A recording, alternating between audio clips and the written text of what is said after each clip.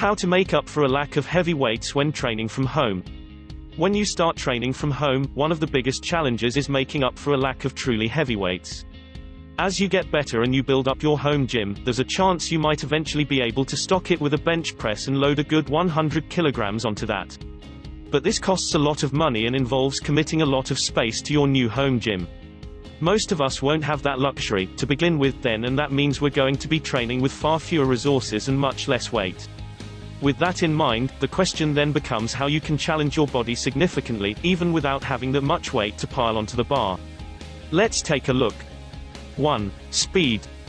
The good news is that as far as your muscle is concerned, there is no difference between acceleration and weight. What that means is that in both cases the muscle fibers are required to exert force, and that means they're going to be working at maximum capacity.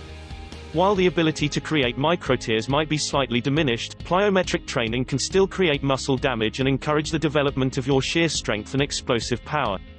Try incorporating exercises such as box jumps, clapping push-ups, etc. into your routine. 2. Mechanical stress. Another thing to consider is that there are lots of ways you can make an exercise more difficult simply by changing the way it is performed and changing the angle that you're performing it at. One of the simplest examples of this is just to take a bilateral movement, meaning that both arms are used at the same time, and turn it into a unilateral one. That means a press-up becomes a one-armed press-up and a squat becomes a one-legged squat.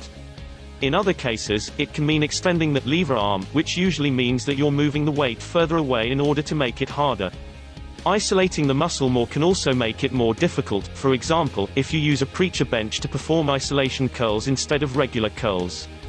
3. Drop sets and pre-exhaust. Another option is to pre-exhaust the muscles and/or to use drop sets.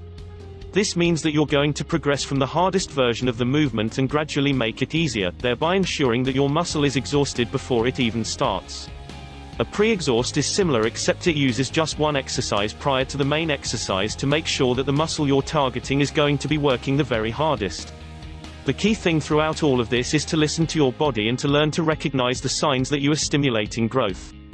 This might mean being a little more creative in order to make a workout challenging with lighter weights, but it is possible if you know how. Don't settle for going through the motions. And if you want to learn more, I recommend you click the link in the description to discover how to get in the best shape of your life without ever leaving the comfort of your home. And if you like this video, please give it a thumbs up and subscribe and share it with your friends on Facebook and Twitter and Google+. Thank you for watching and see you next time.